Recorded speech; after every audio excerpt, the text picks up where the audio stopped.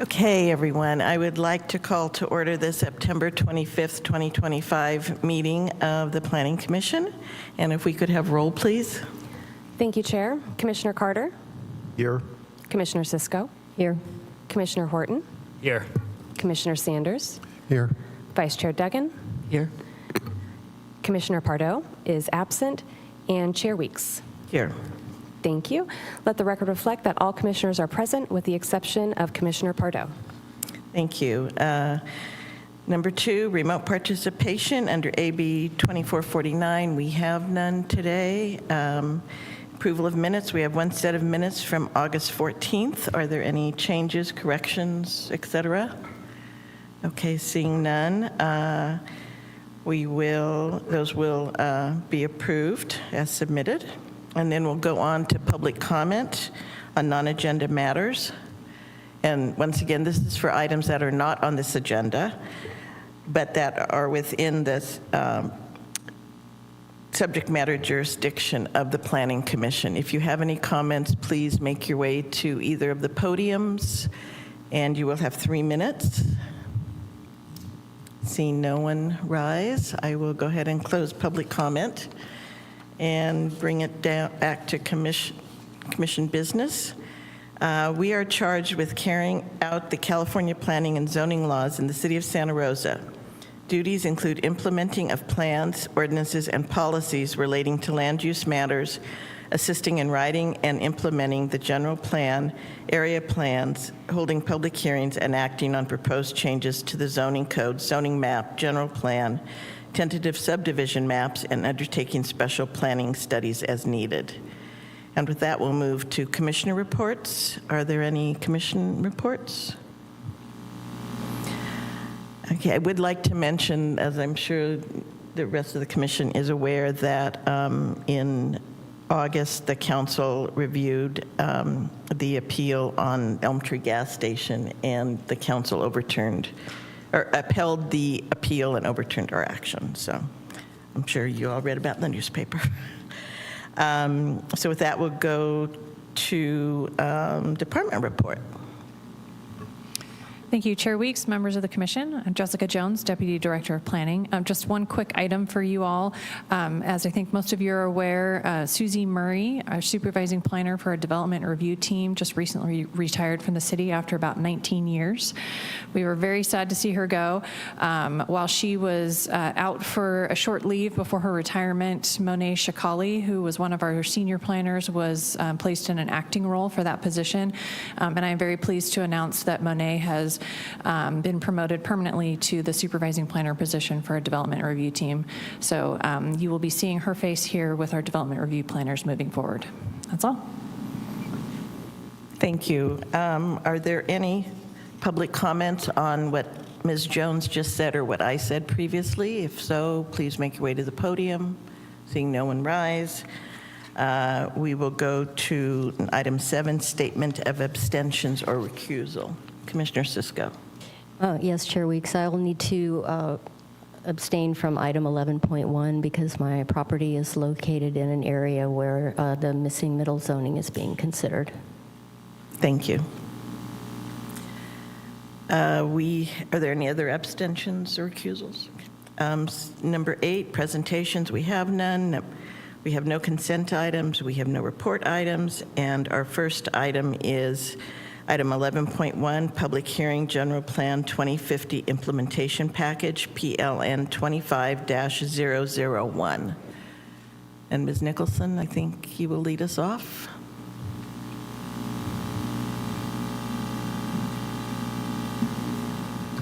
Yes, good afternoon. Thank you, Chair Weeks, Vice Chair Duggan, and members of the Commission, as well as the public. My name is Amy Nicholson, and I am the supervising planner for the advanced planning section, and will be providing a presentation on the General Plan 2050 implementation package. So the General Plan 2050 was initiated in spring of 2020, and this was a comprehensive update to the city's general plan, which had not been updated since 2009. The plan process consisted of robust community engagement, including visioning by the community, which included how they hoped that the city would grow and change over time and be physically developed. This plan was reviewed by the Planning Commission during several occasions, and most recently during a public hearing in April, where the Commission recommended that the City Council adopt the general plan and certify the EIR, and that was subsequently done by the Council in June of this year. The general plan is comprised of multiple elements, including goals, policies, and actions, and many of these can be implemented on a project-specific basis as planning staff are reviewing new development projects. It is also implemented as city staff are forming their work plans, and this can include the development of new policies. And it is also used as a guiding document for city investment in infrastructure as well as city services. The amendments proposed this afternoon that are before the Commission are really specific to the municipal code and zoning code itself and the zoning map. And so I'll walk through these in a bit more detail, but here we're really talking about two different types of amendments, some pretty robust text amendments, which include new regulations for missing middle housing, as well as zoning map amendments to about 4,000 properties. These include 26 properties that were identified to be rezoned as part of the General Plan 2050 process, as well as about 2,000 properties that have longstanding inconsistent zoning and general plan land uses. And then about 1,999 properties are proposed to be rezoned to allow for missing middle housing. So I'm going to walk through the text amendments first. There are some amendments proposed to Title 19, and this is a chapter which addresses park and recreation land and fees. There are several amendments proposed to ensure that the municipal code aligns with the way that parks are described in the current general plan. An example of this relates to the ratio of parkland required based on the number of residents in a certain area, as well as the required park developments.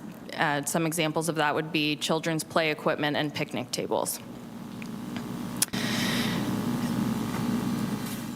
A set of amendments is proposed to Title 21. This is a chapter called Growth Management. Growth management was enacted in the city of Santa Rosa in the early 90s, and this was in response to some really rapid growth of new residential units, and that was an element in the general plan as well as an ordinance in the municipal code. Over time, especially as the city has experienced a housing shortage, we have run into some challenges to ensure that we're able to meet both our local and state mandated goals for housing and also comply with the growth management ordinance and element. And so as part of the General Plan 2050, the growth management element was removed. And so for that reason, staff is proposing to remove the growth management section of the municipal code. And there are numerous other amendments to implement general plan actions. I will walk through three here on this slide. One relates to new performance standards that are required for new developments in specific circumstances. In the case where a site may have sensitive species or habitat, there would be a requirement to provide a biological resource assessment regardless of what the California Environmental Quality Act may require. In addition, there would be a requirement for a health impact assessment for non-residential projects of 100,000 square feet in our equity priority areas. There is a proposed amendment to require the midpoint residential density for new residential projects in our R3 and TVR zoning districts. Those are our more multifamily areas. And this is actually a long-standing general plan action, but it's proposed to be included in the zoning code just to ensure it's applied consistently for new development projects. And then finally, electric vehicle charging infrastructure is now included as a new land use in the zoning code table. And this is really to encourage the use of electric vehicles and help the city to meet its greenhouse gas reduction targets. There are a number of clarifications proposed in these text amendments. One is related to our neighborhood mixed-use zoning district. This was created when the City Council adopted the Downtown Station Area Specific Plan and is intended to allow for a mix of both residential and neighborhood-serving retail and service-type uses. It was previously considered a residential use. However, over time and in reviewing the general plan, it aligns more closely as a commercial use, and so it is now being relocated into the commercial land use table where additional land uses are allowed. Some additional changes include the recognition of micro-enterprise home kitchen operations. These are allowed under state law and also the County of Sonoma, and they do not require any type of planning review, and so that is recognized as a part of these amendments. In addition, there are some adjustments to a zoning and general plan implementation table for clarification. And a bit more of a substantial change is the way that the zoning code defines multifamily. It currently defines multifamily as a dwelling, which requires that any multifamily use be constructed within 2 attached units. And so now staff is proposing that multifamily be defined by the use itself and not the structure. So a property that could allow 2 units, instead of just being able to construct a duplex, would be able to construct 2 detached units, and that would be considered multifamily and allowed under the zoning code. I won't read through all these minor corrections and clarifications, but these are essentially some cleanup items to ensure that the city review authority is clear and consistent throughout the zoning code to ensure that the vision of the general plan is implemented. And it also, kind of a bigger change that you might know in your packet is the elimination of Chapter 2016. This was the Resilient City Development Measures chapter, which was a temporary ordinance created in response to the Tubbs fire. This was superseded in December of last year, and it was not correctly codified at that time, so we're just ensuring that that is removed for clarification's sake. Moving on to some zoning map amendments here. This slide shows the general plan land use diagram.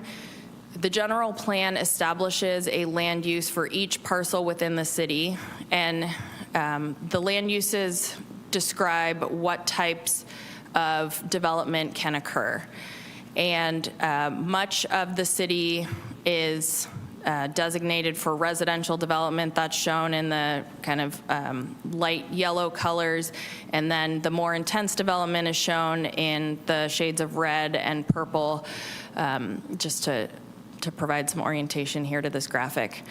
State law requires that zoning districts for each parcel are consistent with and implement the general plan land use. And so as a part of this implementation effort, staff wanted to ensure that zoning was matching the general plan land use. The exhibit before the commission, which includes a total of 2,119 parcels, would realign the zoning to implement the general plan land use. The majority of these were not changed as a part of the general plan 2050, and I'll talk more about that on the next slide.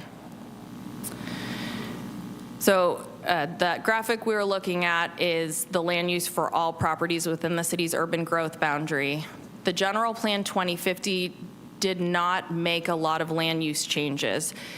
As a result of the General Plan 2050, only 26 properties within the city were proposed to be rezoned, and those properties specifically were located in areas of change, as well as by request of property owners who hope to have a rezoning and general plan land use amendment. So a total of 2,093 properties were identified as having inconsistent zoning and general plan land use that predates the General Plan 2050. So these land uses were established at least in 2009, in many cases decades before that. However, at the time, the zoning was not updated to reflect the general plan land use, and because that is a requirement of state law, that is being proposed at this time. I'm going to switch back to zoning text amendments and walk through missing middle housing. Missing middle housing is defined as house-scale buildings that include house-scale buildings with multiple units in walkable neighborhoods. And just to clarify, middle in this context does not refer to affordability level. It refers to the size and the form of the structure.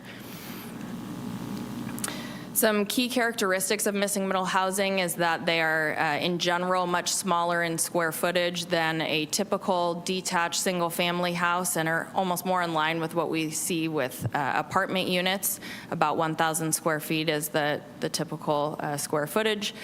They are successful in our walkable neighborhoods, and historically they have been constructed in downtowns and the periphery of downtowns.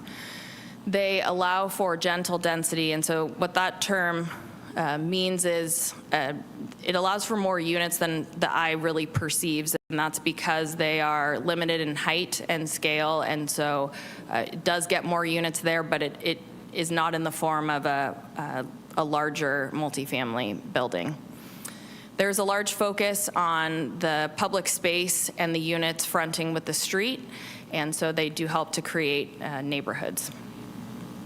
A few more key characteristics include that minimum parking requirements, and parking is also de-emphasized in terms of its visual prominence. So parking is required to be behind the units and not really visible from the streetscape. Again, all of that is really tying to creating more of a public space for neighborhood or neighbors to enjoy. This slide here shows some local examples of missing middle housing. You likely will recognize several of them if you walk around our historic neighborhoods in downtown.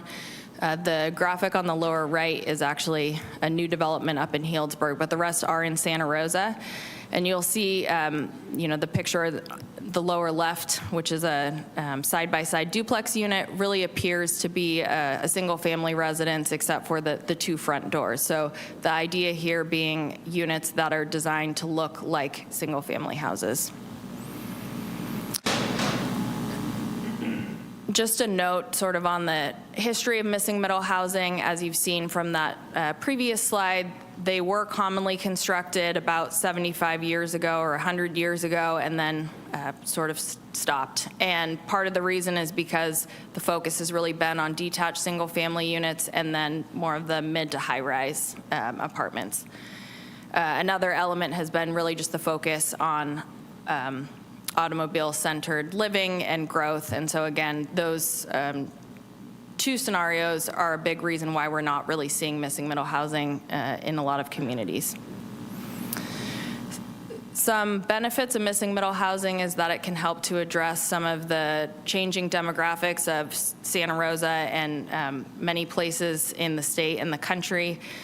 They are smaller units, as I mentioned earlier, so this can help for people that are single or do not have children. They generally require less upkeep due to their small size or shared civics or shared private public open space. And then they, while again, they're not required to be affordable, they can provide a less expensive option due to their size for people who may be on fixed incomes. As part of this project, planning staff did work with Opticos Design. They're a consultant in Berkeley that created or coined the term missing middle housing, and so they helped to provide these regulations. One of the places that they started was looking at properties within Santa Rosa that had a medium density residential land use already under the general plan. And then we looked at eliminating areas that were hazard prone. So this map on the left shows our more fire and flood prone areas. We also identified areas that were considered walkable. And so that's shown on the graphic on the right, where services are close by, close access to transit, as well as having good sidewalk infrastructure. So this map here shows the areas proposed for the missing middle housing overlay. So this map shows just over 1,900 parcels in the city. There are a variety of shades. The pink shades relate to the missing middle housing small zone, and I'll talk more about that in a moment. And then the purple reflects the missing middle medium zone. And so to sort of describe the general location, we're looking at areas in the periphery of the city's downtown, as well as the junior college area, along Farmers Lane, Burbank Gardens, near Sebastopol Road, and then some clusters near commercial centers in the southeast and northwest, as well as around the Cottingtown Mall area. Missing middle housing is proposed in 5 of the city's 8 historic preservation districts, and those are shown here on the slide with the circles. This is an important topic to really emphasize because there have been concerns raised about how missing middle housing may impact our preservation districts.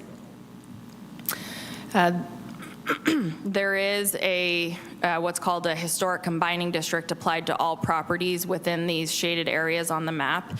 And what that means is that any new development is subject to a planning review process called a landmark alteration permit, as well as height limitations of 35 feet.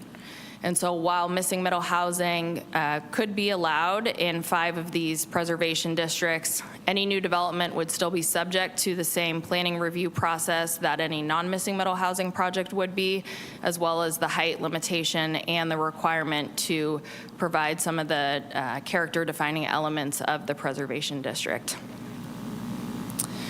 The slide shows a few examples of what are considered the small house scale buildings, which would be allowed in the missing middle housing small zone. And so here we see an example of 2 different duplex types, either side by side or stacked, as well as a cottage court development where from the street you're really seeing the sides of what appear to be 2 detached single family dwellings and then a 4-plex unit. This slide shows some of the larger missing middle housing buildings, and so these would be allowed within the missing middle medium zone, and that area is really focused just around the Cottingtown Mall area. I will note that the townhouse and live-work units can be allowed in either missing middle small or missing middle medium, but the number of units that you can have together varies. So in the small zone, you can have fewer of those units.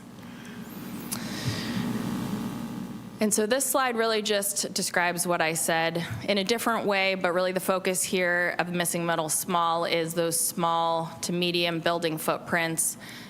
Buildings are typically detached and are low intensity. I want to acknowledge there's a subzone, and so there's an additional letter added, which is an F. And so what all that refers to is a frontage type that is allowed, and that's really strategically placed in areas that are envisioned more for commercial uses, and it just relates to the design and what's allowed for frontages, and that will make a bit more sense in a few slides from here. So again, missing middle medium, it still is showing small to medium footprints, but they're slightly more intense. So the amendments before you relate to both the text of the zoning code as well as the zoning map. So there would be a new chapter added to our combining district section, which provides all of the regulations for missing middle housing. And then there is a separate resolution before the commission, which shows the various different parcels and then the associated missing middle housing combining district. I want to emphasize the permitting process. So when this was presented to the Design Review and Preservation Board in August, the board did encourage that staff consider the most streamlined process for missing middle housing developments. And so any project that is designed to meet all of the regulations would be exempt from a use permit as well as design review. However, again, going back to the historic districts, there would still be a requirement for the landmark alteration permit. So there are a lot of standards, and so that's one of the reasons the Design Review and Preservation Board, I think, had some comfort in allowing it to be exempt from design review. I'll go over just a few of the kind of big areas, and I'm happy to elaborate as needed after the presentation. One concept in missing middle housing relates to design sites. So this is particularly important when you have a larger site that can fit multiple different types of missing middle housing on it. Instead of going through an actual subdivision, you can have proposed property lines or design site lines where the units are sited, and then the setbacks and other standards are measured from those design site lines. This table here shows the requirements for lot width and lot depth. So these are really important because it allows for the structure to not appear overwhelming. You can also see here on this table that there are permitted housing types based on the small and medium zones, and so this is consistent with that graphic that I showed you earlier with the different types of missing middle housing units. Missing middle housing provides quite a bit of regulations for how the site is developed and how the structure itself is developed. So there are setback requirements, there are height maximums, and then there are also requirements for a maximum width and depth of the structure itself, as well as any what they call wings, and those are just smaller portions of the building. You can see on the well, this mouse isn't cooperating, but okay, back here, this is where parking is shown. And so again, parking is really, it's not allowed to be in front of the structure itself, so it's supposed to be out of view here, so that's important for site design. And then missing middle housing projects are generally required to have private open space. However, if they're within a certain walking distance from a sort of shared public open space area, they are not required to provide on site. And so this is just one example here for the duplex stacked unit. One of these tables exists for each housing type allowed under missing middle housing. Here we have an example of the frontage type. So I mentioned this earlier in talking about the missing middle housing flex zones. Frontage types are really important to allow that kind of street-facing public interaction with missing middle housing. And so here we see one example of a frontage type, which is a stoop. And so if a developer or property owner is coming in to create a missing middle housing project, they not only comply with the graphic I showed you before, if they're doing a duplex project, but also they need to select a frontage type to include in their design, and there are very specific standards here as well. So the distinction with the flex zone is really just allowing 2 additional frontage types, and that really relates more to a retail frontage.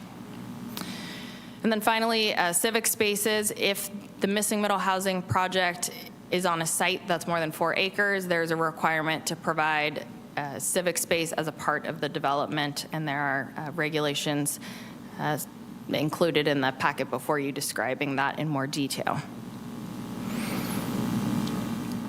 Moving back to the project overall, this meeting, so the amendments to both the municipal code as well as the zoning map were noticed in accordance with the requirements of the city's zoning code and state law through publication in the Press Democrat.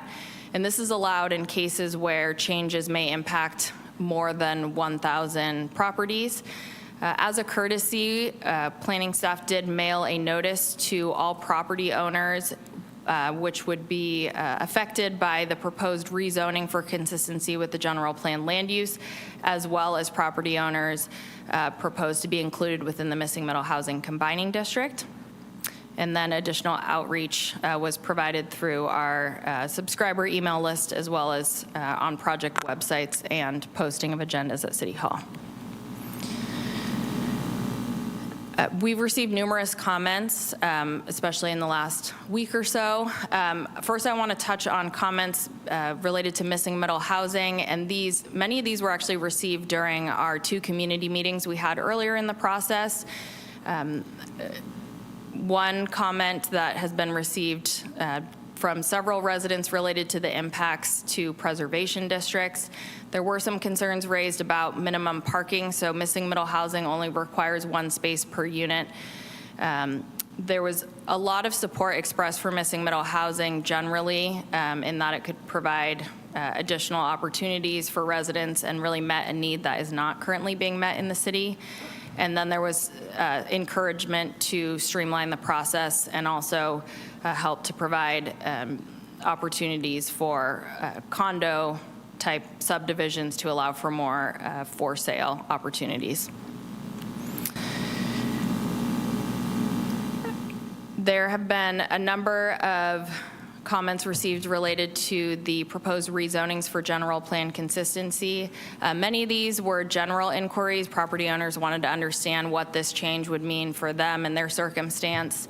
However, there have been numerous concerns raised that the proposed rezonings may affect the existing use of the site. And so one specific example of this is in cases where there are detached single-family houses that are, have been in existence for, in some cases, 80 or so years. The general plan has a land use for office, and the zoning was or is currently single-family. However, because state law requires that those two be consistent and the zoning must implement the general plan, not the other way around, there are concerns raised about how this may impact the use of that property and what opportunities those property owners might have going forward. And so again, this single-family commercial office zoning, that's just one example of an inconsistency and a concern that has been raised. We do have what's called a non-conforming chapter in our zoning code, and so this is applied in cases where a use or structure was legally implemented or constructed, but then regulations change. It recognizes that that can happen over time, and so it does provide an opportunity to continue to sell these continue the use to sell the properties and to make modifications to the property. So in the example of the single family property, there is a path if a property owner wanted to do an addition.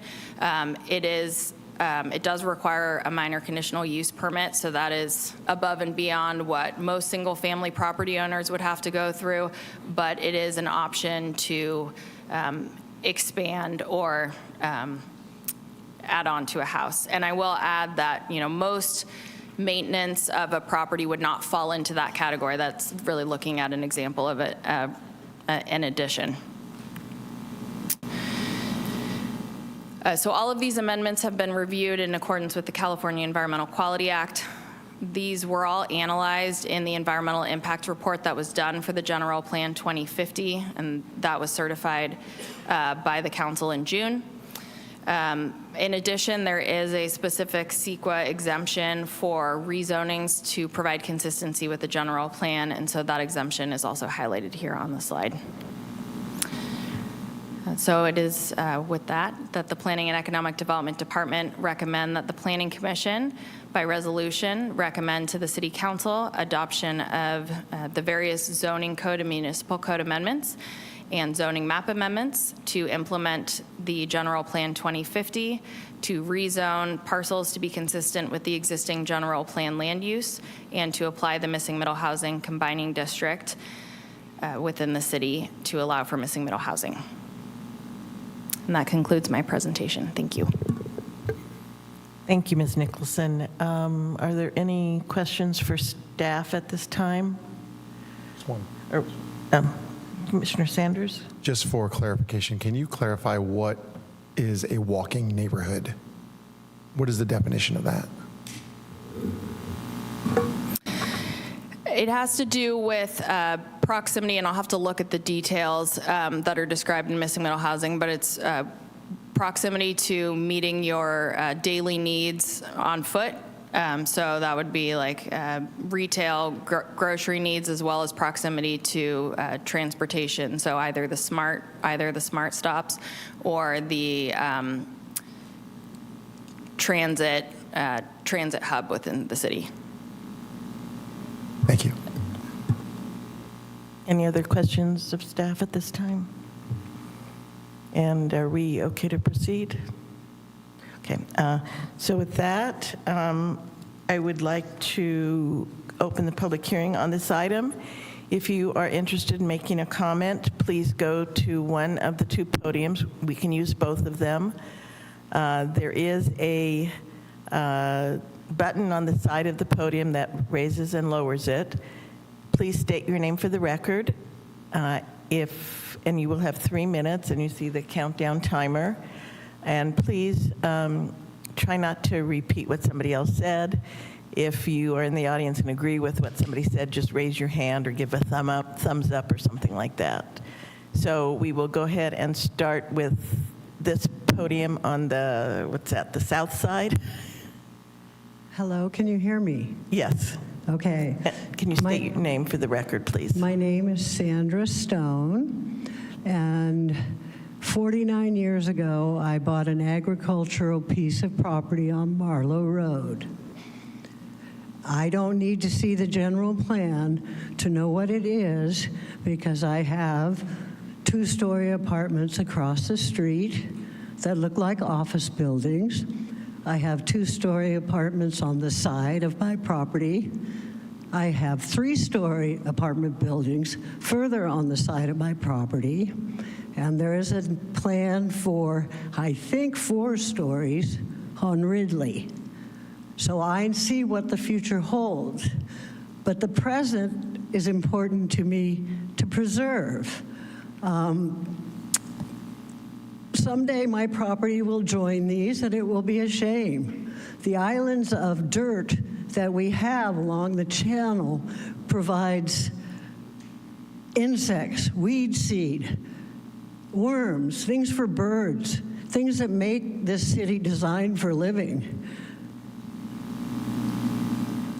I need agricultural zoning. I have 95 walnut trees. I have a tractor. I have a disc. I make dirt. I make dust.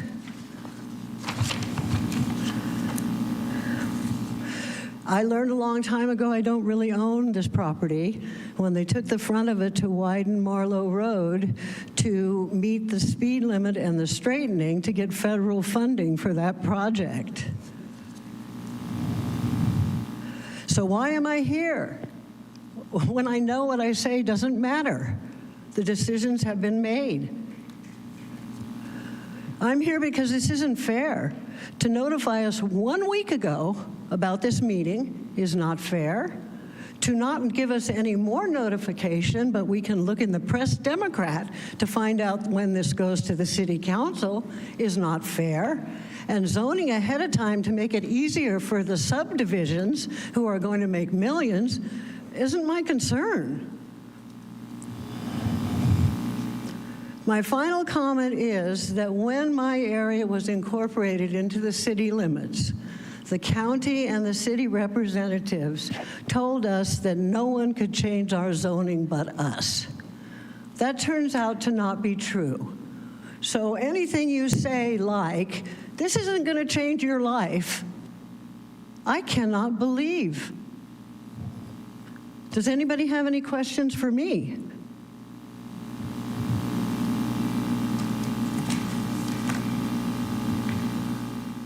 Thank you.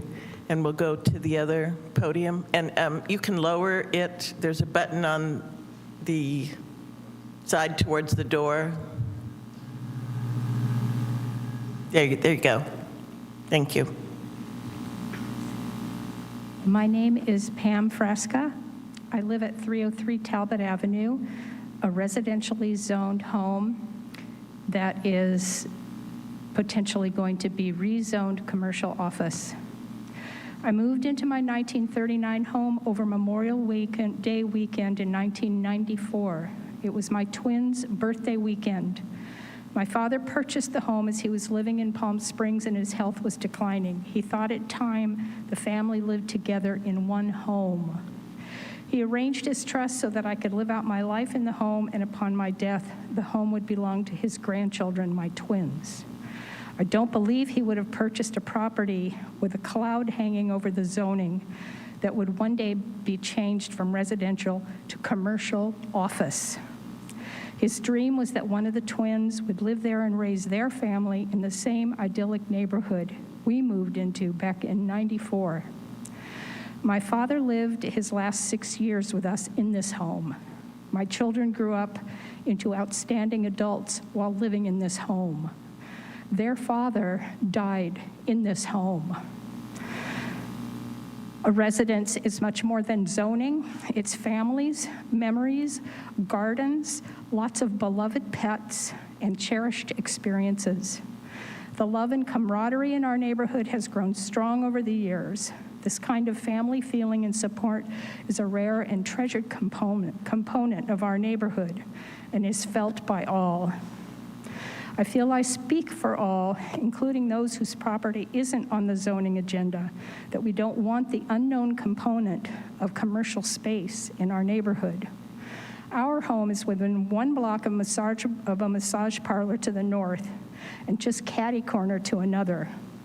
The ability of Santa Rosa to discern what is good for a neighborhood does not give me the confidence that this zoning change is in any way a good idea for our neighborhood.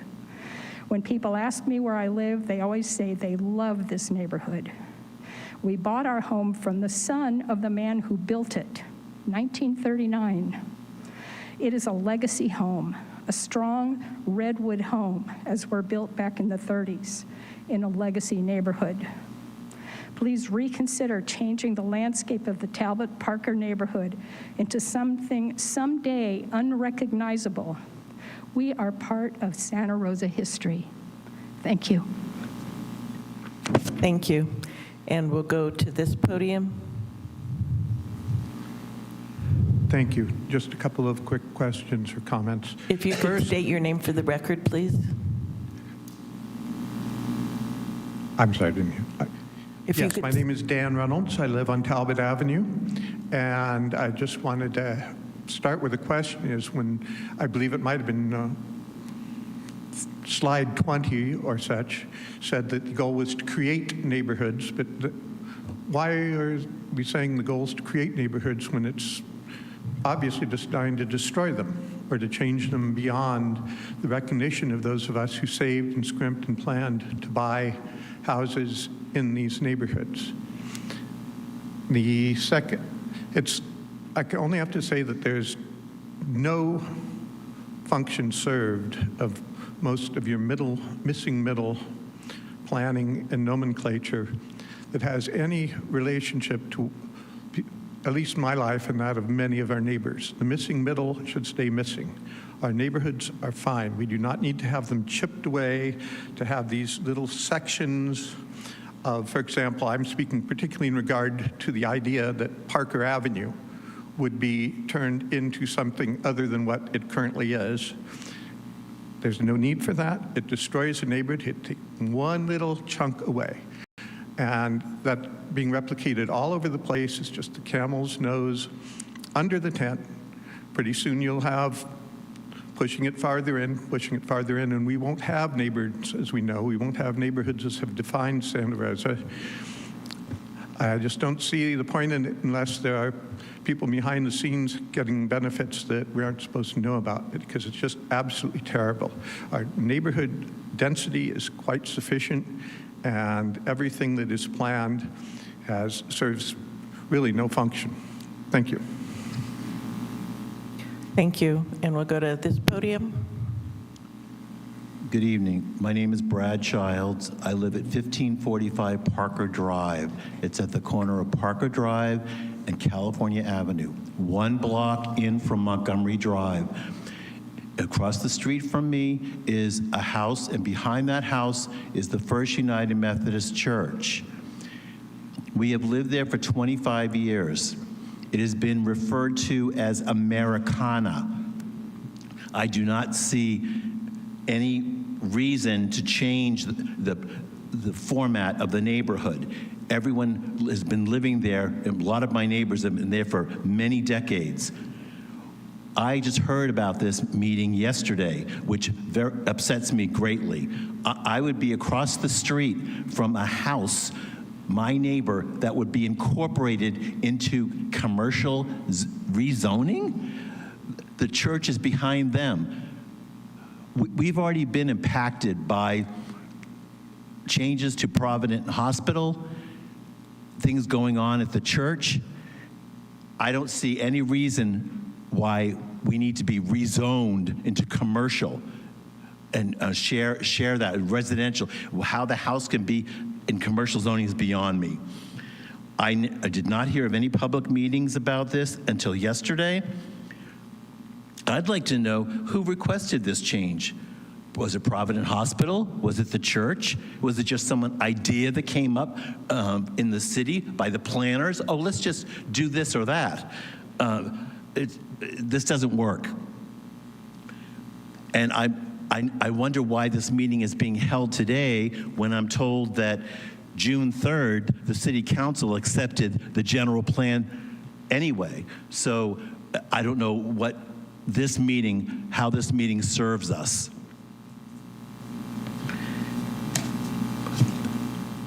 We just finished fighting with getting the massage parlors regulated in the city.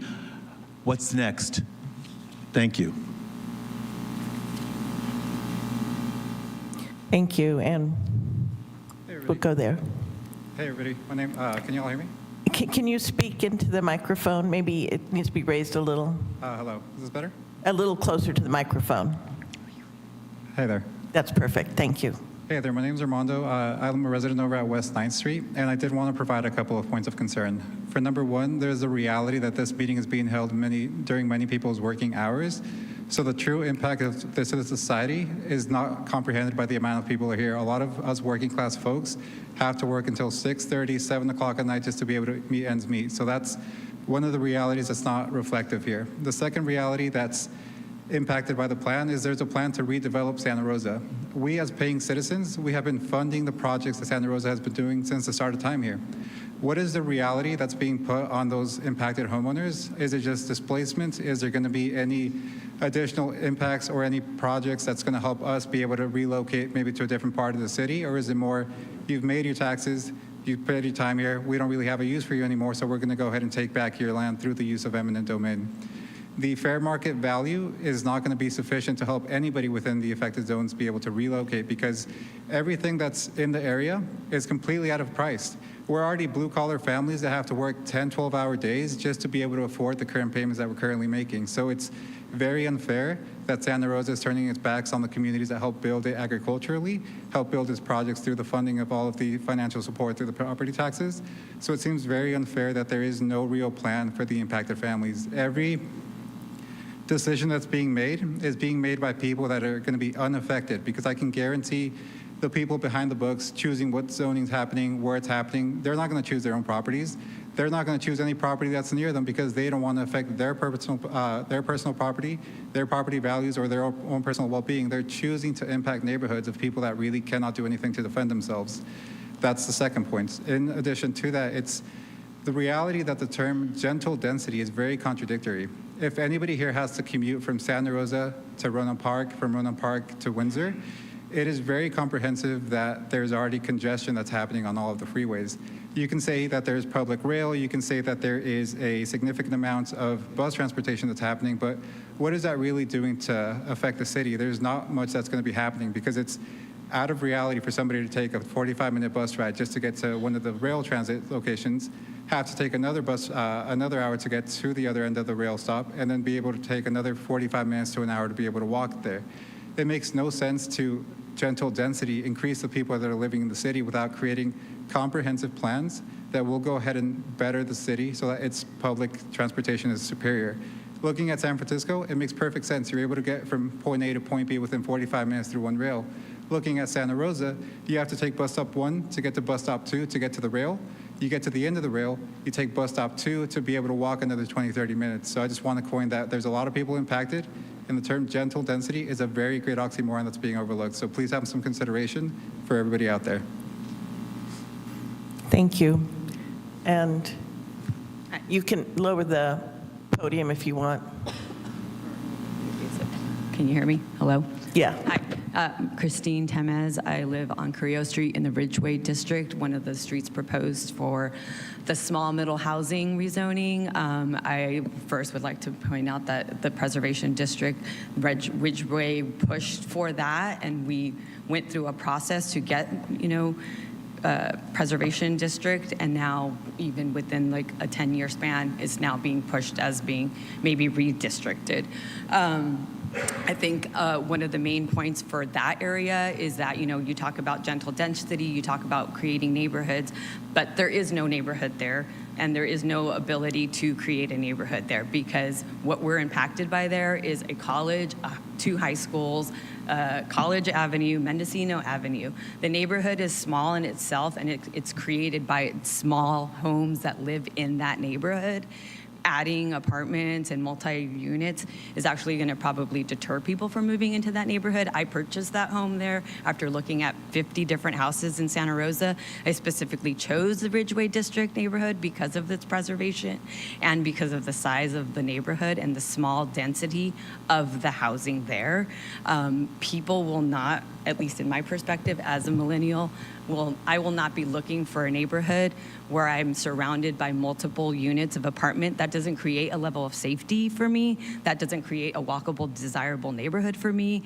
That doesn't create any type of what we would call a need for like preserving or people that we want to stay living in Santa Rosa. You're going to probably create a more of people leaving those areas, just my perspective. But again, with the traffic situation in that area, if you go there anytime between 7:30 in the morning and 10 o'clock a.m., good luck getting in and out of that area. And creating more housing in that area is only going to exacerbate the problem of the traffic and the flow that is already being created by the multiple high schools, the junior college, the unified school district, the firehouse, and all the people using that pathway to get to their government jobs. So again, utilizing the spaces in the right way makes sense, but this is not a space to be utilized in that perspective because it is not, as you know, it's already been zoned for preservation historic district, and there's a reason for that. So it feels like maybe there needs to be a reanalyzation of the proposed areas and really looking at it on a day-to-day perspective versus like a general planning perspective, because if you are out there in the day-to-day, you will see what realities are. Is this a walkable neighborhood? Is this a drivable neighborhood? Is this a neighborhood where we can add more homes and create more traffic and invite more people to move in? Or is that going to deter people from moving to these areas? So I think these are things to look at. Thank you. Thank you. Are there any other comments? Yes. Okay. Yes, hello. My name is Christina Sunderlage. I'm on Talbot Avenue in Santa Rosa, and I'm going to take us back to the proposed zoning change from residential to commercial office that is on the south side of Parker Drive, which is directly behind and parallel to Montgomery Drive, between Doyle Park, which is right at Memorial Hospital's the end of the campus, all the way to Doyle Park Drive, all the way to Alderbrook. So it's kind of a 2-long block strip there that is showing to be changed to office. These houses are, from the 30s, 40s, and 50s, and we do not have a historical neighborhood designation. Possibly that should have been done. I don't know. And I do want to apologize really for not participating in this process earlier on. I know Karen has come to several of our meetings with the hospital. We have ongoing neighborhood issues with that, and we have a neighborhood group that does participate. I also only heard about this change yesterday because, again, I haven't participated in the general plan process. But still, this change from residential to office is so hard to understand when we have these beautiful homes. A lot of them do have ADU units, and many of them have the potential to have them. So we have this potential on these couple of blocks here, which are more than 2 blocks, but to have more units there. But why would we be adding office space when we have all this empty office space in our community already in Santa Rosa? Not just Santa Rosa, well, thank you. So I think it's really wanting to be about promoting these neighborhoods, whatever the density is, we're still going to always need single-family homes. It's just like the previous speaker spoke about. That's what a lot of people want. A lot of people want to build a granny unit. It's great we're doing that now. So what I want to do is try to be proactive about this, because I feel like I'm behind on this, but what do we have now that we can do as a neighborhood group to protect this from becoming office space with potentially, a single family residential on one side, and then maybe potentially having, if lots were purchased by developers or by Providence, that we could end up with, 4-story medical buildings or whatever directly across. So I know oftentimes we try to have some interface between the 1-story and the 4-story, and this could potentially mean that we don't have that in this really lovely neighborhood. I also want to say that I do not live across from where this will be, but I think it's a thing about the community. It's a thing about the fabric of a neighborhood, and I've lived there since '85. I can't even do that math, so I want to see it be still a vibrant, walking neighborhood for families and old people. So I appreciate your time, and I think my question may be related or asked of the planner about what can we do now to remedy this. Thank you. Sure, thank you. Anybody else would like to make a comment? Okay, we'll go to that side, that podium. Yes, please. Okay, how does this sound? Do I have to switch it on? No, it's on. All right. Just speak directly into it, please. All right. It's going to be a little repetition at this point because you've heard from the neighborhood a few times. My name is Dennis Frasca, 303 Talbot Ave.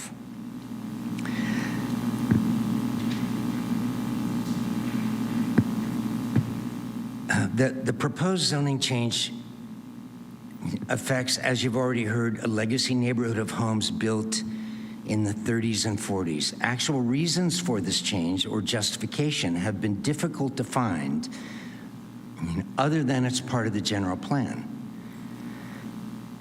Montgomery Avenue has commercial activity. Parker Street does not and never has. Examples of commercial office zoning are front and center on Montgomery, in the way that what was doctors and dentist's office or medical services businesses over time have gradually migrated to massage businesses in this medical district.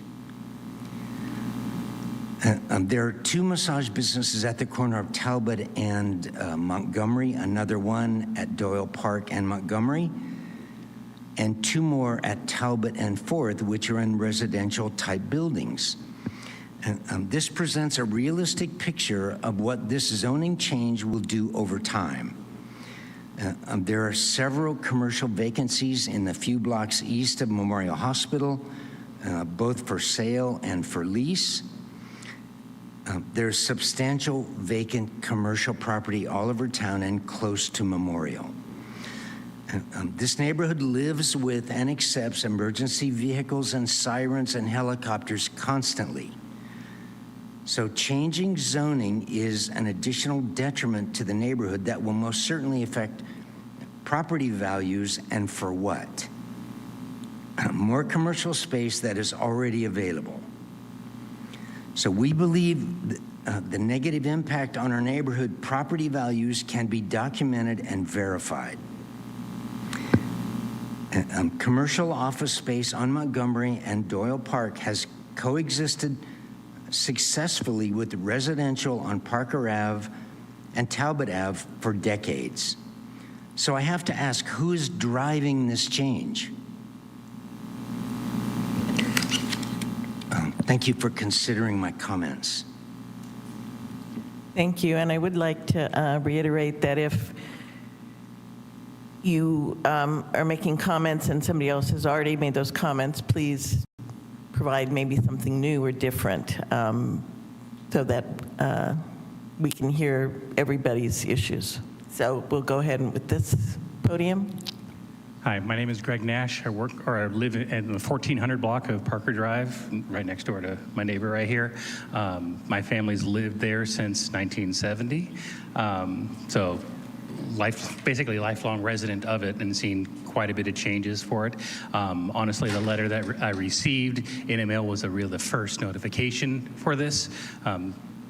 Press Democrat doesn't help because, I don't know how many people actually still regularly read it. And I went and looked on the website just to see what kind of changes the change to commercial zoning would mean for my property. And the first comment here about, minor permitting is the only thing that I've heard so far.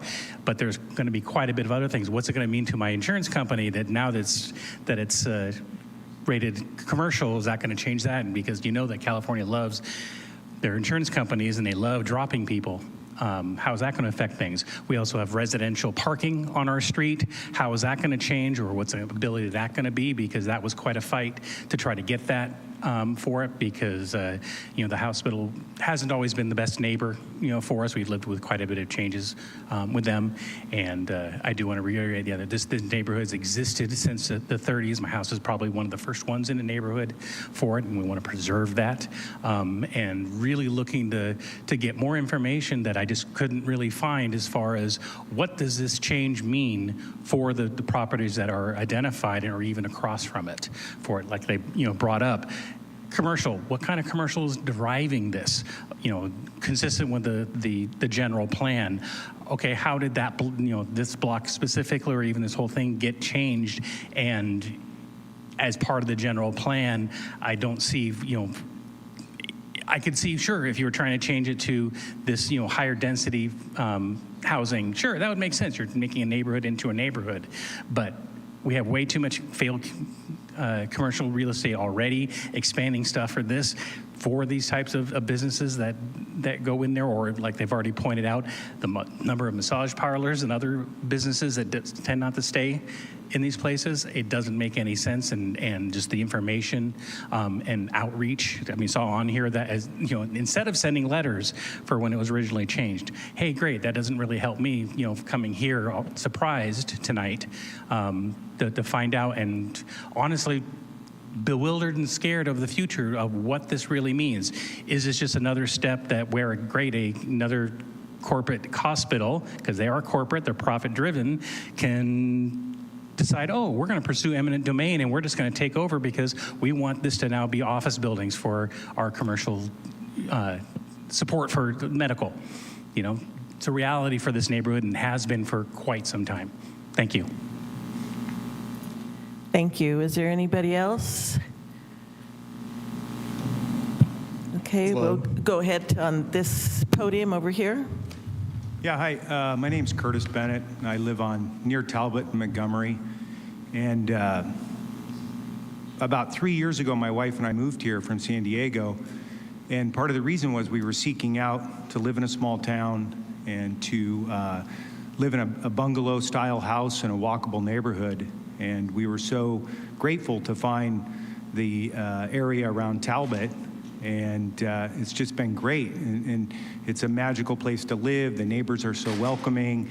There's a great sense of community. I love walking my dogs. It's awesome. And I'm very disappointed to hear that there will be potentially commercial occupancies and a zoning change in a neighborhood that is, frankly, pretty a wonderful place to live. And and I don't understand, because when I walk around the neighborhood, all I can see is vacancy, vacancy, vacancy, vacancy everywhere. And in between the vacancies are massage parlors and dispensaries. So I would argue that the general plan doesn't seem to be achieving the goal of a diverse economic landscape. And maybe that perplexes me that we would want to build more in the face of the current landscape. And the last thing I want to say, well, two more things. since I have plenty of time, is that the amount of notification was ridiculous. When they were going to put cranes in on the street to lift AC units on top of the medical office building, there was a week of notification on the block that said, be aware there's going to be heavy equipment on the street. And so what we have here is a fundamental change to a neighborhood that's going to be quite disruptive and affect property values. And the notification was me finding out from my neighbors yesterday. That is completely unacceptable and reflects poorly on you folks making the rules. And yeah, so that's it. So I think you should think twice before you rip up a neighborhood. It seems to serve no purpose. And lastly, I'm sorry, I forgot what I was going to say. I appreciate you wanting to have diverse comments up here. My comments are very similar to that of the previous speakers, but this is our right and an opportunity to speak our mind about something we find troubling. So I would appreciate that not being a talking point from the folks on the Planning Commission. Thank you. Thank you. Is there, you can lower the podium. There's a button there. Hello. And if you can speak directly into the microphone so we can hear you.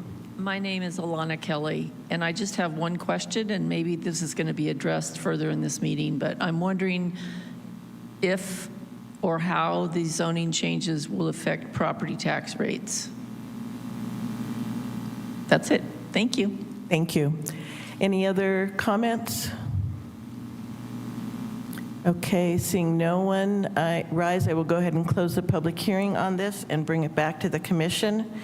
I have a couple of questions, and if my fellow commissioners could also chime in on the questions or comments that they have from what they heard from the public, but I'll go ahead and start. Can you explain again why this zoning change is being requested? Sure. Thank you, Chair, for the question, and to all the members of the public who spoke.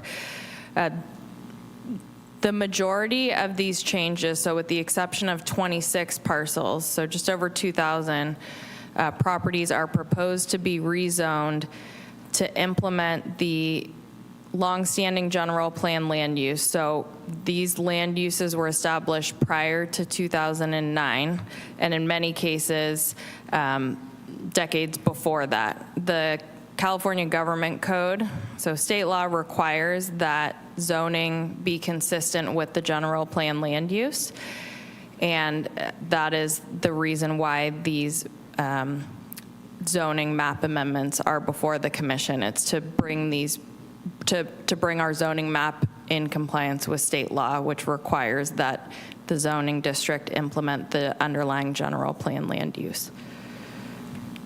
So these land use changes have been in place for a long time.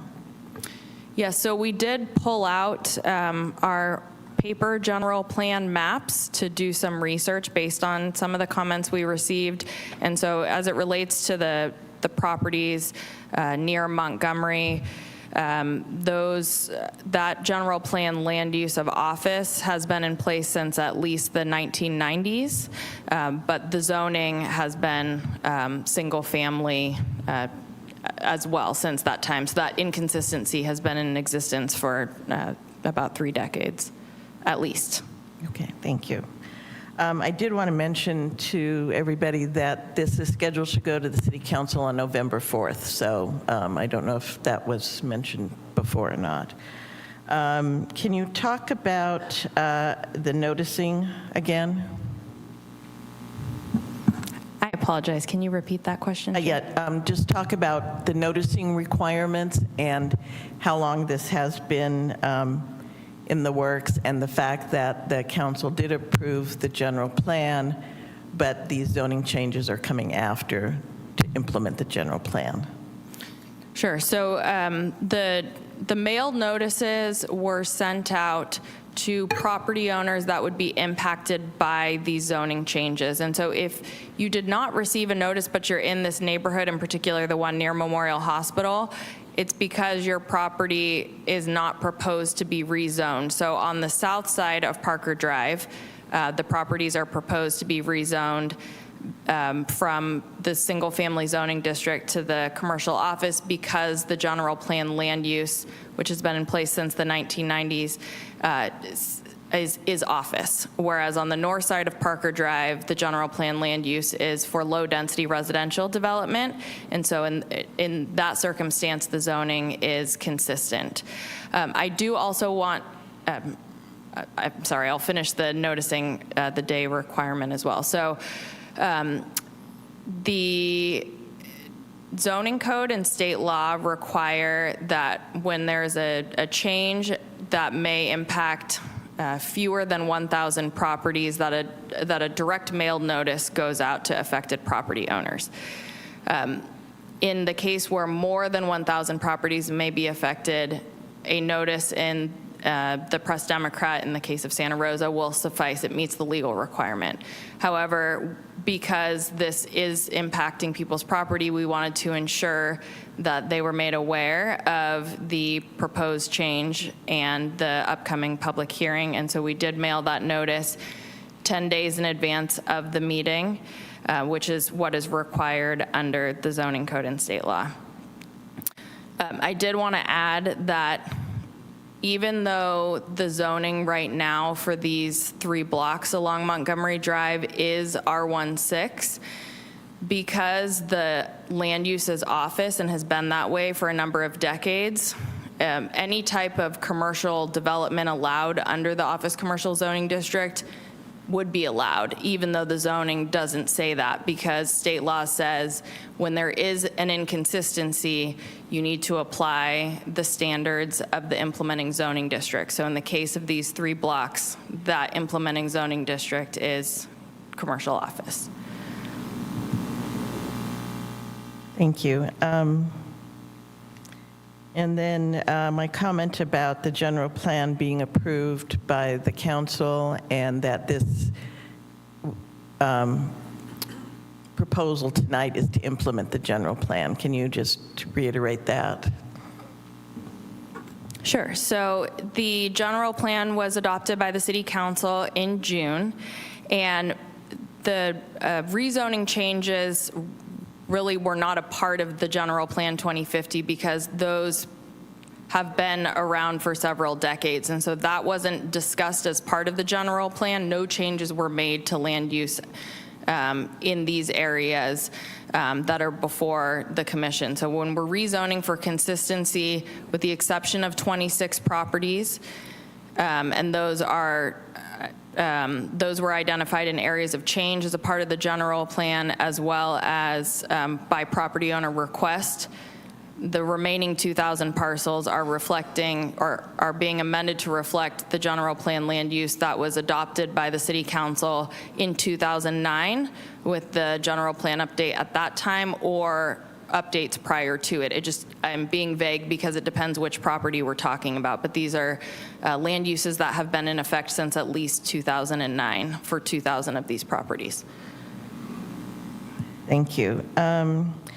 The woman who spoke from the Ridgeway neighborhood talked about that it's a historic neighborhood and that this was going to change there was going to change it from a preservation district. Can you talk again about how missing middle intersects with historic neighborhoods? Sure. In the case of our preservation districts, those preservation districts still remain as such, even with the proposed missing middle housing combining district. So all preservation districts have a base zoning, so that base zoning in many cases is for single family housing or for multifamily housing, and then they have what's called a historic combining district. When you have a historic combining district applied to your property, that means that you are subject to an additional set of regulations in the city's zoning code, including height limitations, as well as a different permitting process that properties outside of preservation districts are not subject to. So in the event that a missing middle housing development would come forward in one of our preservation districts, it would still be subject to all of those standards that still exist. The preservation district will remain. This is just an additional option for specifically designed housing types to exist. And then it is still, again, subject to all those requirements that are in place now of the preservation district. Thank you. Okay, I will see if my fellow commissioners have questions. Are we still talking about what some of the public brought up that we want to follow up on? Yes, I'm sorry, yes. To Somebody make sure I hit them all. mentioned, is there an impact, a potential impact on their tax rates and or insurance if they're living in a commercial office zoned house? There are no property tax implications based on the zoning changes. As it relates to homeowners insurance, I'm not an expert, so I don't want to speak to that. Based on my research, I have not seen any indication that a zoning change would impact the cost of homeowners insurance, but again, I'm not an authority to speak on that. I'm certainly happy to do some additional research and present that information by email, and we can put it on a web page, but I can't add any more than that at this time. Thank you. Were there other questions that I missed? Commissioner Carter. If I may. With respect to the commercial office zoning that's been in place on particularly the Parker Avenue properties for a number of general plan changes previous to this, was there any recent analysis done on office space needs to verify that those were the correct land use designations that have been existing there? I know around medical centers, the need for office space seems to grow continuously, but was there any specific analysis in this or any previous general plan analyses? Sure. Thank you for the question. As part of the General Plan 2050 update process, there was an existing conditions and recommendation report done, which did include market demand study and analysis of necessary and anticipated commercial, office, and residential space and unit count. So I can share that. I can't speak to the exact numbers, but that was analyzed early on in the general plan update process back in 2021. Commissioner Sanders? I was looking at the general plan, and some of the key aspects of the general plan is that it's livability focused, right? And several bullets kind of stand out, promoting affordable housing in neighborhoods, sustainability, mobility, equity, and one that just kind of jumped out at me is community character. And I think that a lot of the folks here, particularly who live in the Talbot, Parker area, that's kind of what they're talking about, is community character. And in the general plan, I think the language says preserve neighborhood character and foster a healthy community. So I guess my question is, what is the remedy for folks who really justifiably aren't necessarily excited about having an office building across the street from their home where their kids at one time were playing, they were like kids like me playing football in the street? Is there a remedy that, I mean, clearly doing nothing is not an option because then we're in conflict with state law. But what is the remedy for folks? Thank you for the question.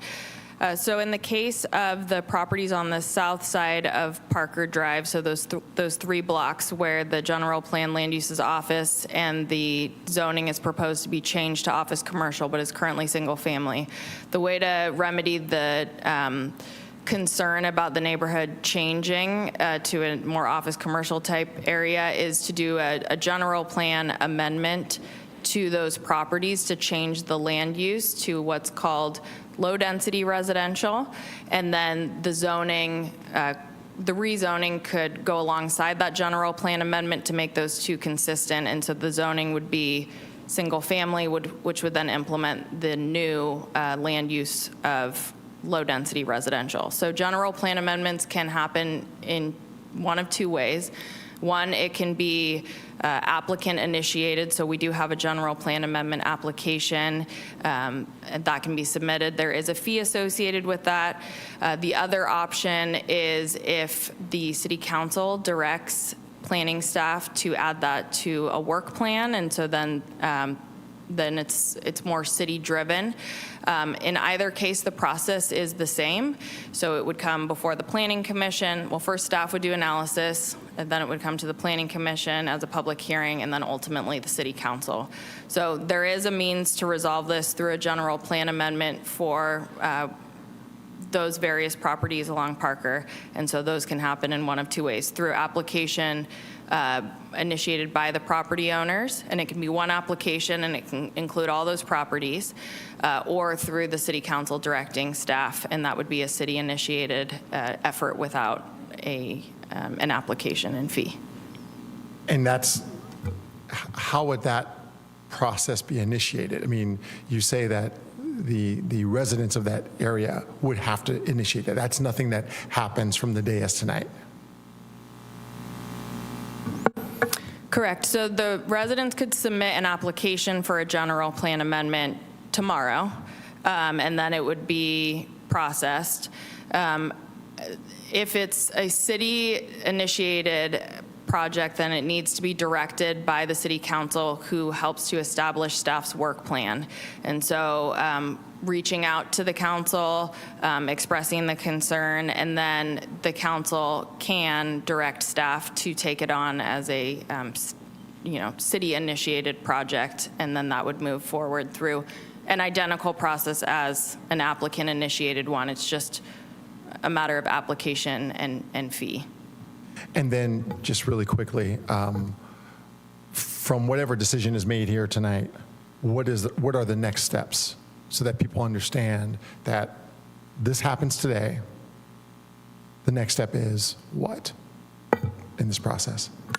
So the next step is to go to the city council, and that is a public hearing. And so the commission will act tonight and will make a recommendation to the council. The council will then hold a public hearing as well. That's scheduled for November the 4th, at or after 5 p.m. because it will be a public hearing.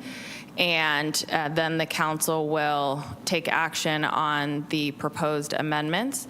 Because they are by way of ordinance, they do have sort of a longer time frame for when they go into effect. So assuming the council introduces the ordinances as written, those would go into effect. So the zoning changes would go into effect sort of late December, assuming the public hearing remains on November the 4th.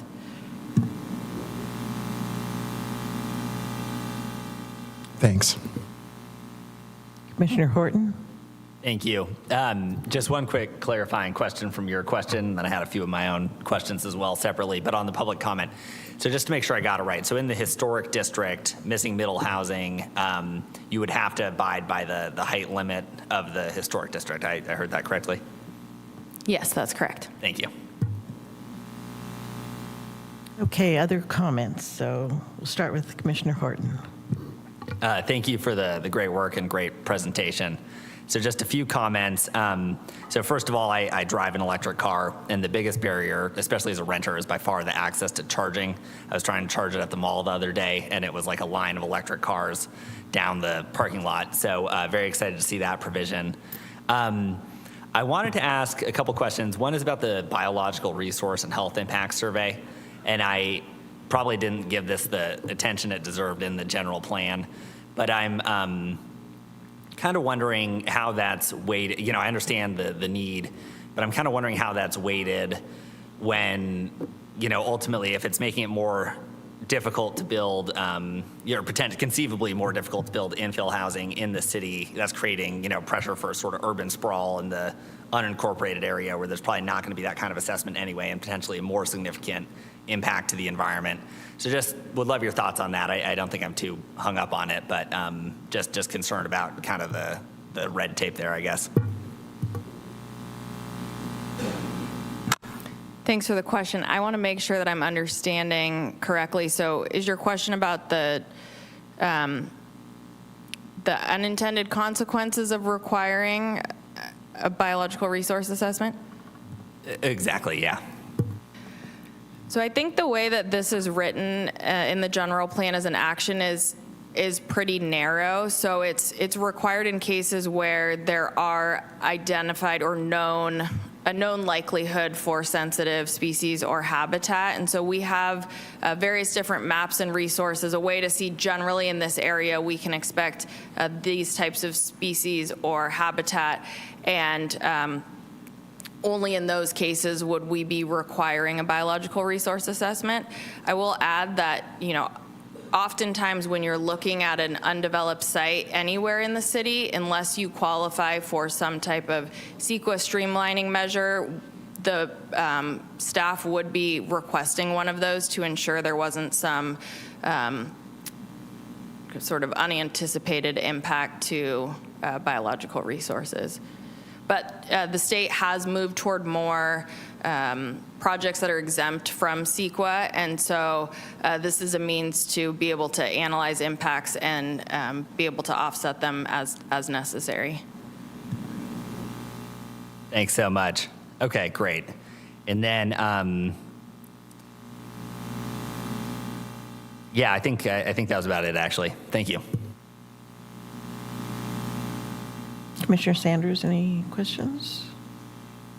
I guess I have one question, and I don't know if this is the proper time for this question, but is there a way to make a recommendation from the dais today that alerts council of my concern about what's going on in the Talbot area, for them to really take a look at the zoning that exists there and really make a determination as to whether or not we need to have that be commercially zoned in that neighborhood? And I don't know the process of that.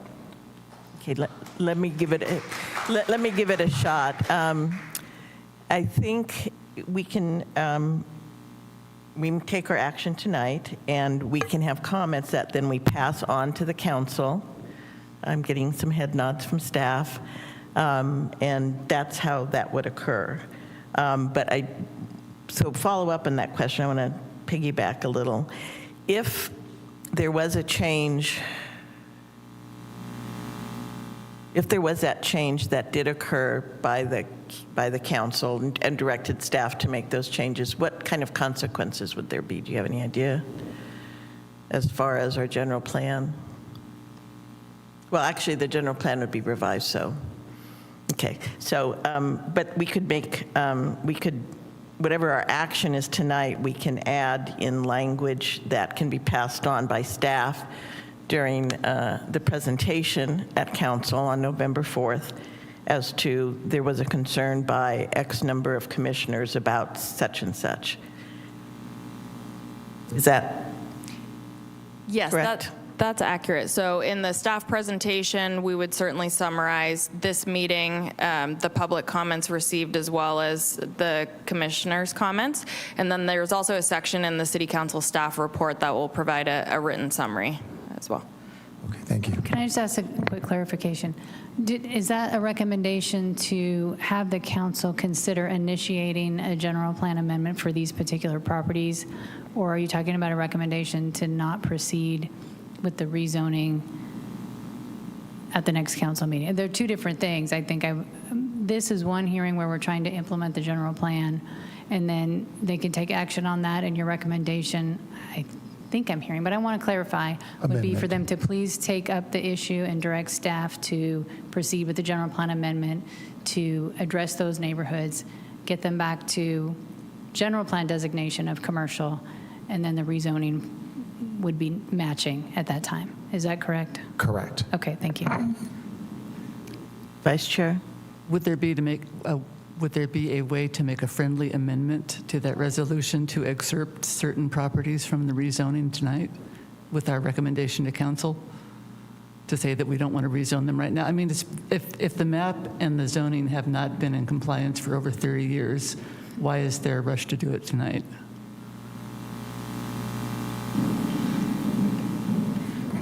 I mean, that's a good question, but I would envision it being more that you would go ahead and take action on this package for the rezoning for implementation, along with a strong recommendation to look at this. I mean, the recommendation could also be to initiate for the general plan amendment, or also to consider exempting these properties at this time and leaving them inconsistent. So that could be maybe a dual recommendation to really highlight this for the council's concern and action. I wouldn't really so much think we would need a friendly amendment to the resolution, though we could discuss that. I'm feeling it would come better as recommendations, twofold recommendations.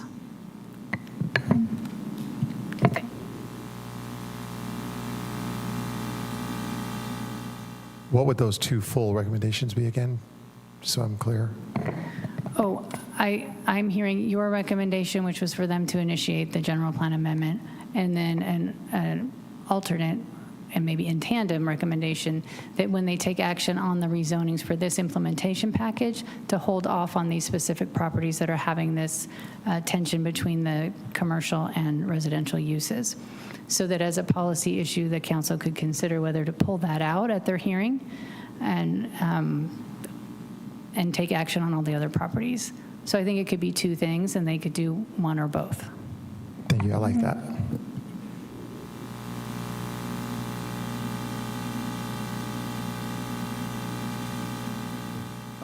I have a number of comments. I'll try to wrap up what I'm hearing about the rezoning, particular to the commercial office.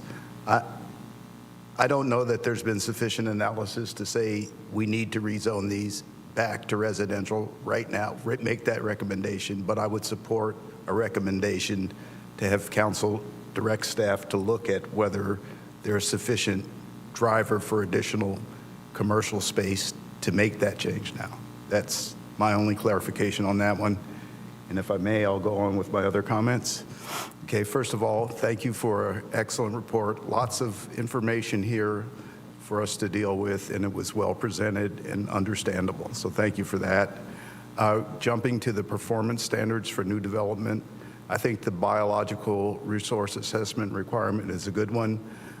I'd like to see some discussion of existing regulatory environments and previous actions that are in place to protect biological resources, because just saying we see a hawk doesn't mean that the Migratory Bird Act does not apply. There are things that apply that protect the resources that are in place already that can be brought to bear on projects. So some of that should be in the discussion of the biological assessment.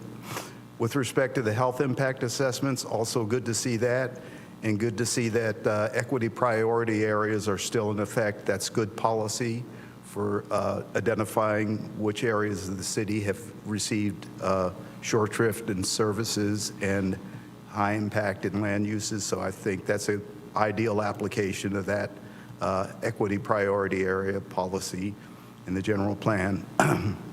With respect to the neighborhood mixed-use changes from residential to commercial, does that mean that residential uses are now by permit and not by right for areas being changed from where the mixed use is being designated a commercial and not a residential use? I note that light industry is only allowed in the light industry area. For the home occupations, are there any, and this may be a level of detail not embodied in the zoning code yet, but any limit to a number of employees, clients visiting if they're not considered businesses and they're still happening in homes? The missing middle housing, is there any data on the relative affordability of the missing middle housing? I know it's not affordable in the capital A, affordable regulated, but it would be nice to know that implementing these types of housing actually do result in housing types that are more affordable to different classes of people.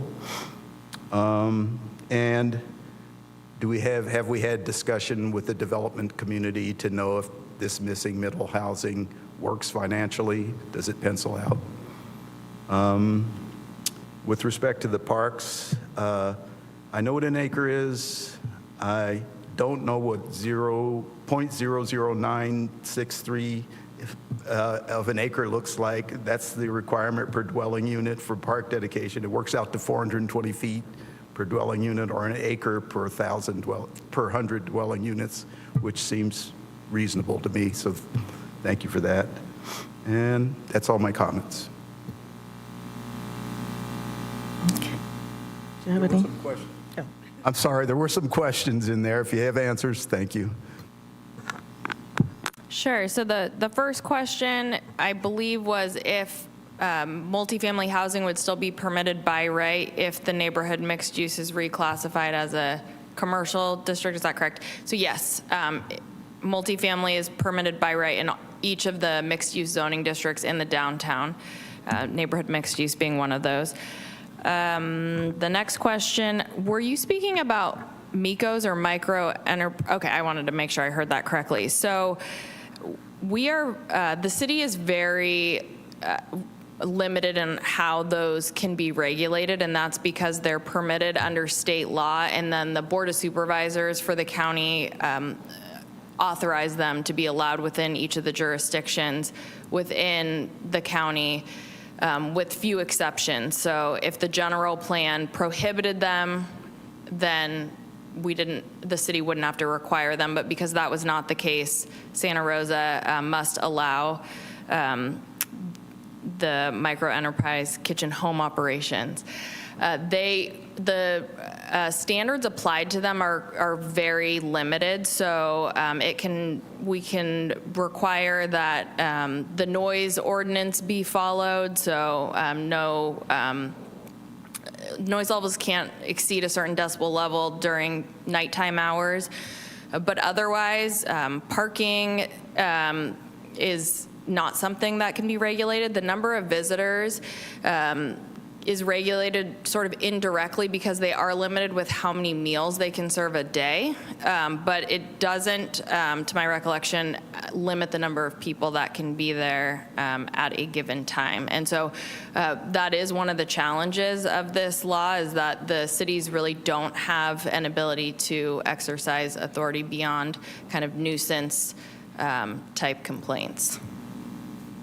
And then there were some questions about missing middle housing and affordability, if there's any studies that show. So I will look through the materials, but off the top of my head, I don't recall what those studies show, except that it just relates to square footage, and in theory, that results in perhaps less costly units, but I don't know that there's a real detailed analysis as a part of this proposal in Santa Rosa. Specifically as it relates to the financial feasibility for developers, that was something that we looked at early on in the process, and so those results are available on the project webpage. They are a real challenge to quote pencil, at least based on the information that the economic consultant received from the developers based on the cost of land in Santa Rosa and then the cost of materials and labor. So we proceeded with this initiative because it was a grant-funded opportunity and a type of housing that many had expressed interest in seeing in the city, with the hopes that over time it might be something that would be more financially feasible to develop. Any other? Vice Chair? Yeah, I've got several kind of disjointed, partly because my iPad has died. So I'll try to keep them cohesive. So one of the documents, attachment 5, and I forget what the document was called, it was one of the studies on missing middle housing, said PD districts don't favor missing middle housing types typically.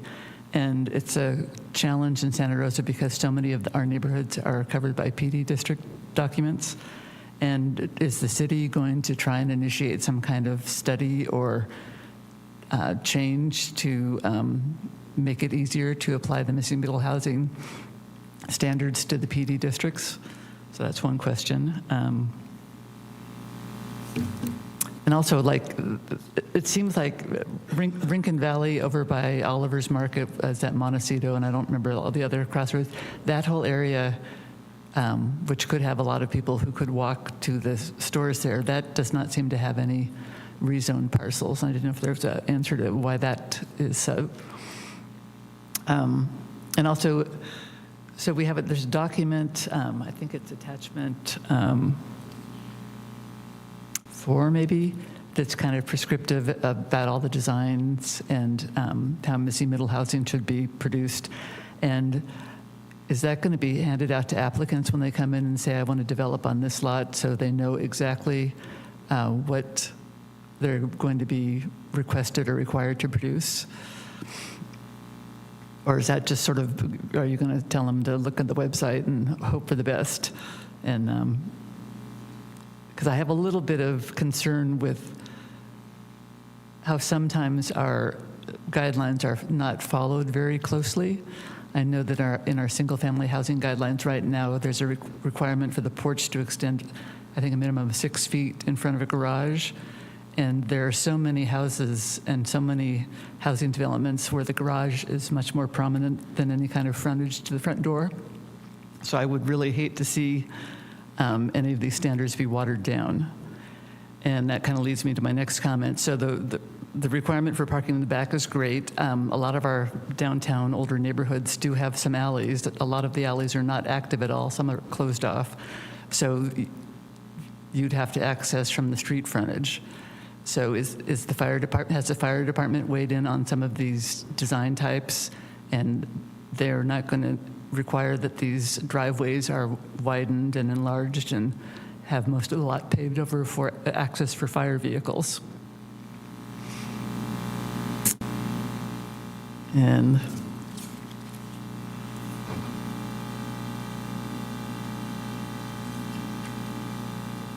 I think that's most of my questions. And then the other changes to the zoning code, as far as the text, the studies I think are fine. Taking out the resilient city measures that are have been incorporated in other parts are fine.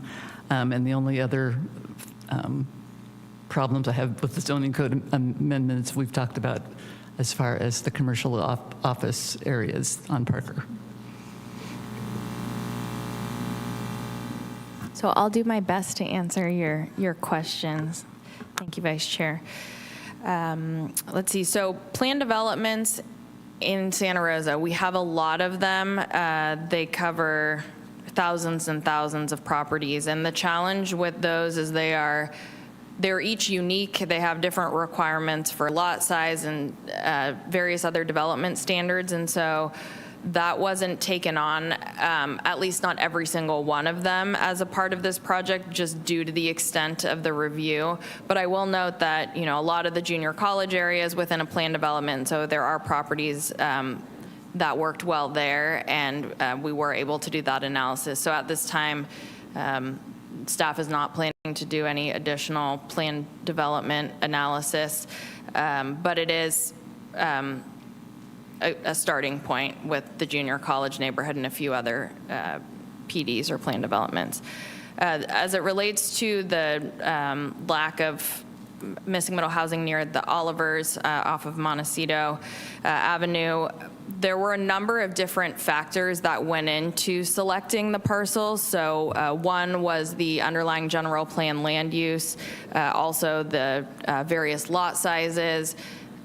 So my guess is I haven't done this analysis, but it's one of those two factors, that it wasn't the medium density land use or the just various lot sizes weren't really compatible with what missing middle housing requires, but can certainly look at that area again and get back to you with a more concrete answer.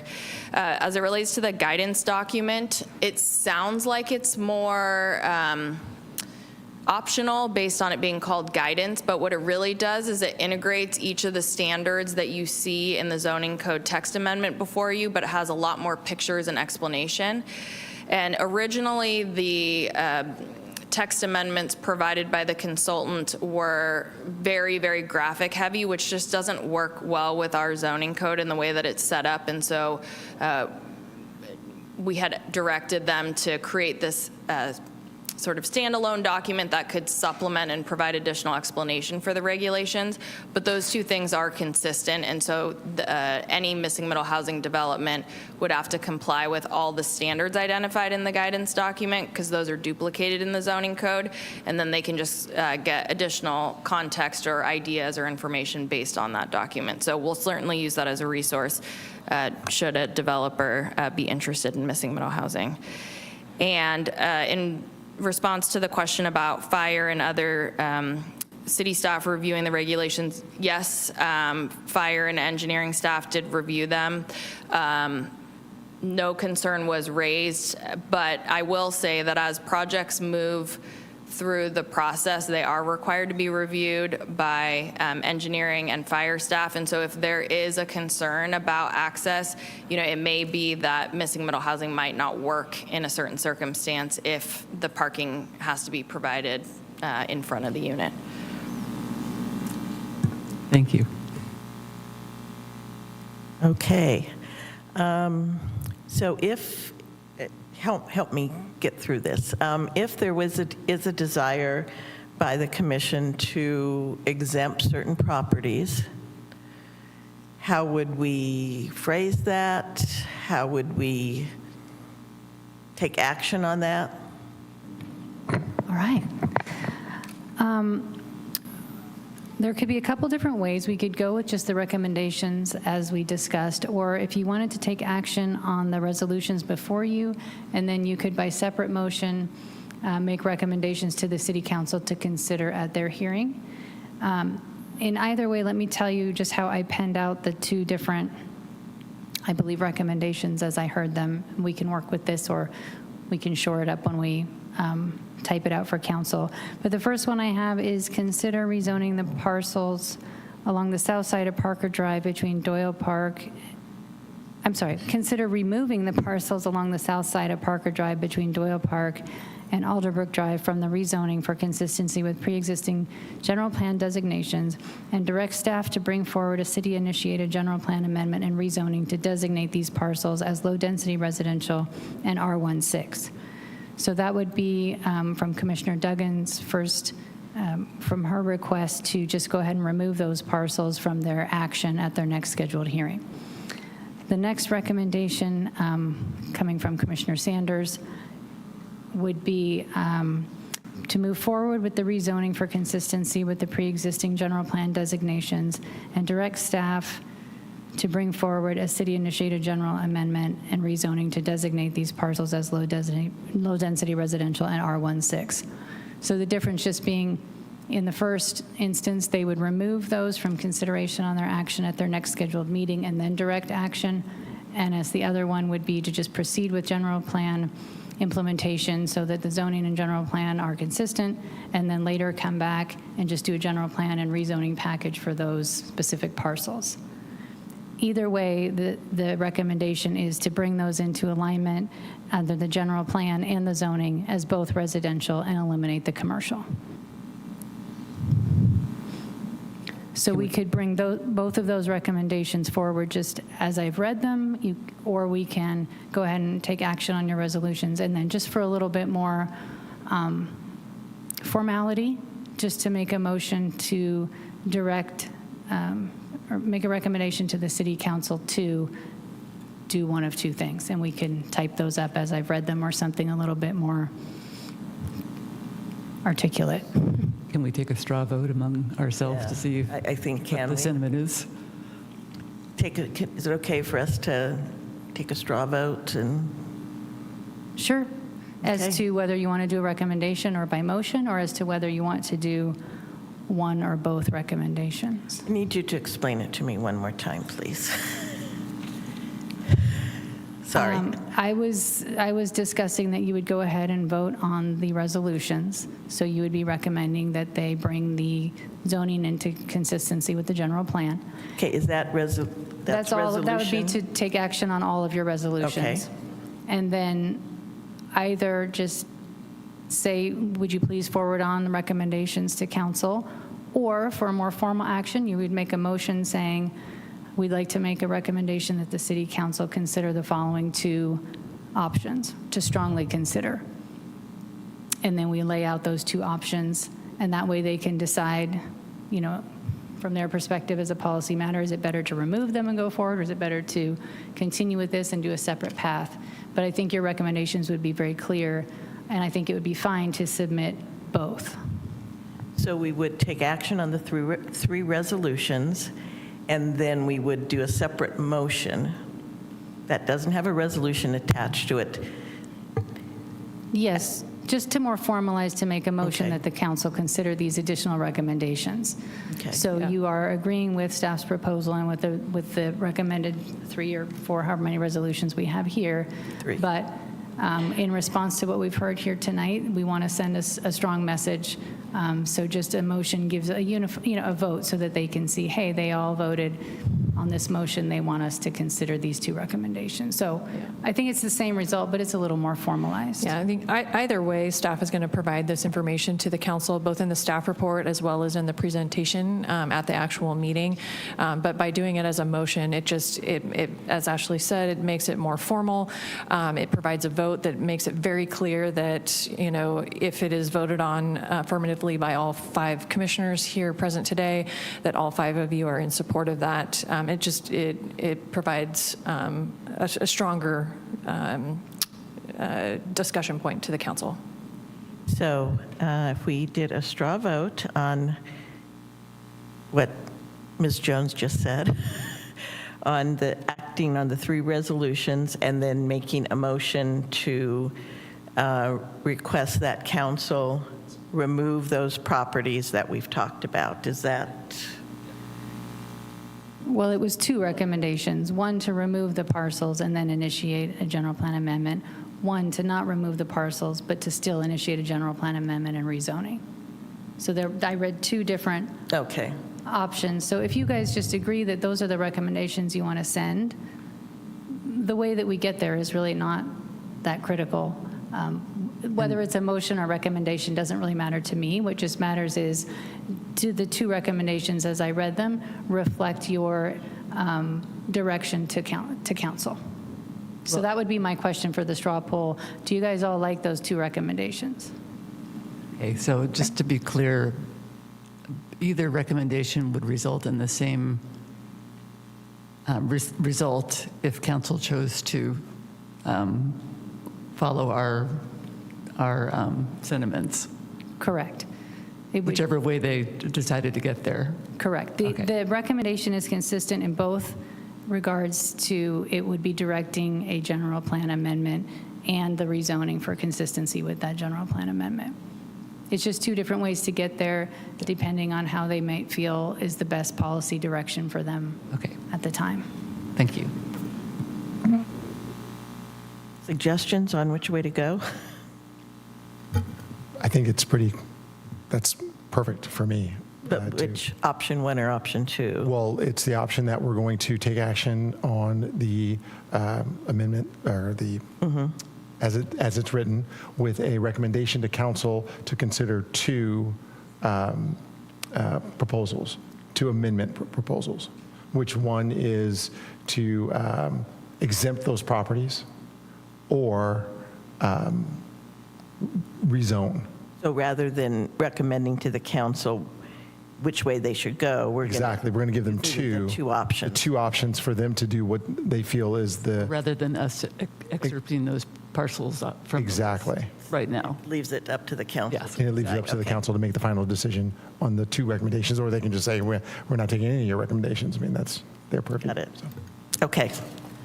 So I am in favor of doing staff's direction, following staff's direction.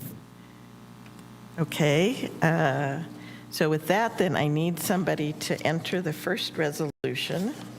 I will move a resolution. I found out I have 9% battery, so I think I can do this. You want mine? No, I'm good. Resolution of the Planning Commission of the City of Santa Rosa recommending to the City Council municipal code amendments to Titles 18, 19, and Title 21 of the City Code and zoning code amendments to Title 20 of the City Code to implement the General Plan 2050, file number PLN 25-0393, and waive further reading. Thank you. Is there a second? Second. Okay, was that Commissioner Okay, Commissioner Carter. Okay, so with that, we'll start with comments, and if you can make the findings with Commissioner Horton. Thank you, Chair. Yes, I can make all the required findings and support this resolution. Thank you. Commissioner Sanders. I as well can make all the required findings and will support the resolution. Commissioner Carter. I can make the required findings for resolution number 1. Thank you. Vice Chair. I can make all the required findings and support the resolution. And I also can make all the required findings for this first resolution. So that was moved by Vice Chair Duggan, seconded by Commissioner Carter. Thank you, Chair. We'll go ahead and take vote. Commissioner Carter? Aye. Commissioner Cisco? Oh, sorry. She's Commissioner abstained. Cisco has abstained. My apologies. Commissioner Horton? Aye. Commissioner Pardo is absent. Commissioner Sanders? Aye.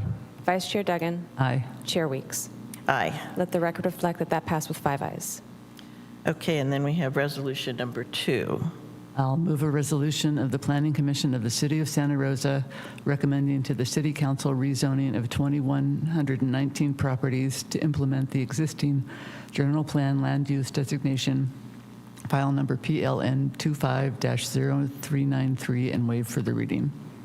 Your second? Seconded. Okay. So we'll start then with you, Commissioner Horton. Again, can you make all the required findings? Thank you. Yeah, I can make all the required findings and I support the resolution. Thank you. Commissioner Sanders. I as well can make all the findings and will support the resolution. Commissioner Carter. I can make all the required findings and support the resolution. Vice Chair. I can also make all the required findings and support the resolution. And I also can make all the required findings and support the resolution. So with that, that was moved by Vice Chair Duggan and seconded by Commissioner Horton. Thank you, Chair. We'll take vote. Commissioner Carter? Aye. Commissioner Cisco abstained. Commissioner Horton? Aye. Commissioner Pardo is absent. Commissioner Sanders? Aye. Vice Chair Duggan? Aye. Chair Weeks? Aye. Let the record reflect that that passed with 5 ayes. Okay, and we have our third resolution, and Vice Chair? Okay, I'll move a resolution of the Planning Commission of the City of Santa Rosa recommending to the City Council rezoning of 1,991 properties to add the missing middle housing combining district, file number PLN 25-0393, and waive further reading. Is there a second? Second. Okay, so Commissioner Horton.